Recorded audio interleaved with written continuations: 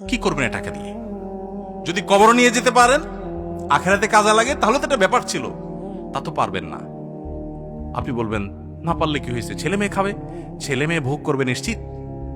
বহু মানুষ সম্পদ রেখে চলে গেছে, তার ছেলে মেয়েরা ভোগ করতে পারে নাই, হাতে বুতে অন্য মানুষ খেয়ে ফেলছে, আছে না নাই? সবচেয়ে বড় হতভাগাকে জানেন? আল্লাহর জমিনে সবচেয়ে বড় দুর্ভাগা, সবচেয়ে বড় বেয়াকুব এবং নির্বোধ মানুষ হলো সে, যে যাদের জন্য চুরি করবে তারাও সে দায় নিবে না। কিয়ামতের দিন ছেলে আয়সা বলবে না, আব্বা চুরিদারি ডাকাতি 2 নম্বরই যা করছেন, ঘুষ সুদ যা খাইছেন, আমাদের জন্যই তো খাইছেন, আল্লাহ আমার আব্বারা জাহান্নামে দিয়ে না, আমাদের নিয়ে যান।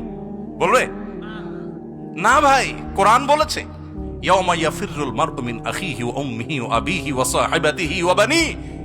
সন্তান বাপকে দেখে মাকে দেখে পালাবে, যে না জানি আজকে কোনো কিছুর জন্য ধরে। সবাই ইয়া নাফসি ইয়া নাফসি করবে। যাদের জন্য চুরি করবেন ওরাও দায় নিবে না। আপনার মতো নির্বোধ কে হতে পারে? সন্তানকে চুরির সম্পদ দিয়ে বড় করবেন না, সততা দিয়ে বড় করেন। আমাদের সমাজে আজ ঘরে ঘরে সেই মা বাপ আছে যে মা বাপ চায় আমার সন্তান থাকুক আজ দুধে ভাতে, সেই মা বাপ নাই যে মা বাপ বলে আমার সন্তান থাকুক আজ ঈমান আমলে সততার সাথে।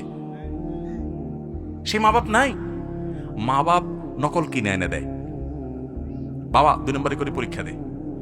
যেই মা বাপ সততা শিখাবে, সততার সংকল্প করাবে, সেই মা বাপ চুরি শিখাচ্ছে। এজন্য সমাজের রন্ধ্রে রন্ধ্রে, খাঁজে বাজে, কোনা কাঞ্চিতে সর্বত্র দেখবেন চোর আর চোর উৎপাদন হচ্ছে, দুর্নীতিবাজ উৎপাদন হচ্ছে।